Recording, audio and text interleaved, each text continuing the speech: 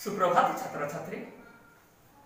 आज आम तृतीय श्रेणी 10 नंबर पाठ विषय आलोचना करवा।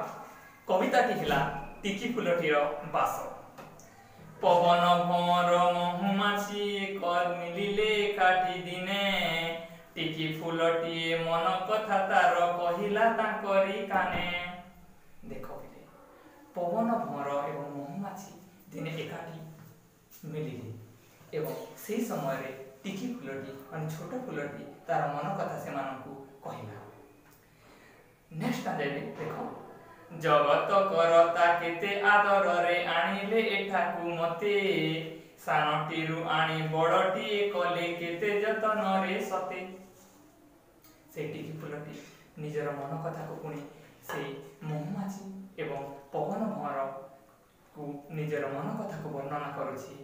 जगत करता माने से ईश्वर मते केते आदर रे आनिले एठाकू मते ए पृथ्वी को केते आदर रे आनिले एवं सानटीरु आनी बड़टे कले एवं केते जतन रे मते गढ़ी बोली से निजर भाव निजर भावना को से परिप्रकाश करुछि पवन भंवर एवं महुमाछी पाखरे। भावना तांकर अटई अपार किए बा पारिबो बोली तांक मन जानी करम करिले दियंती करुणा ढाली। देख भावना तांकर अटई अपार कहार भावना से जगतर कर्ता से ईश्वरंकर कर्ता से ईश्वरंकर भावना अटई अपार। अपार माने अधिक अधिकरु अधिक जो अपार किए बा पारिबो कली कली बोले कल्पना करवा किए तांकर एई भावना को कल्पना करि पारिबो ए कथा एटारे कहा जायछि। एवं तांक मन जानी से ईश्वरंक मन जानी जदि आम भल कर्म करवा भल कर्म करवा ए फुलटी कहूँ भल कर्म करेंगे से पूरा दियंती करुणा ढाली माने दया से ढाली दियंती। नीति मुंडा कई भक्ति अंतरे हे प्रभु परमेश्वर जेउ बासटी माखी देई अछ प्रति पाखुड़ा रे मोर।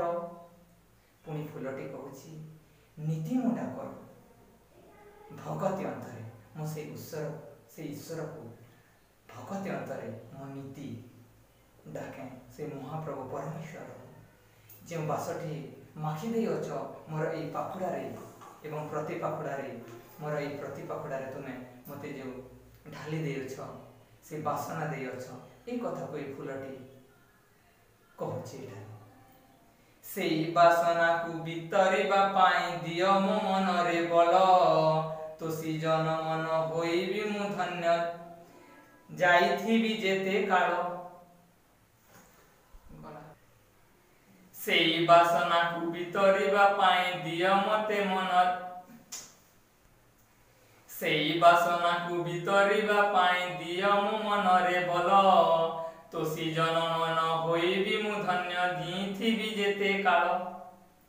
तापर एटा कहूछि फुलटी टिकी फुलटी कहूछि से ईश्वर से जगतर कर्ता से भगवान को से परमेश्वर से बासना को बितरिबा पाई दियो मते मन रे बल माने ए बासना बांटिबा पाई बितरिबा माने बांटिबा पाई मते बल दियो मते शक्ति दियो बोली से टिकी फुलटी ईश्वर को कहूछि।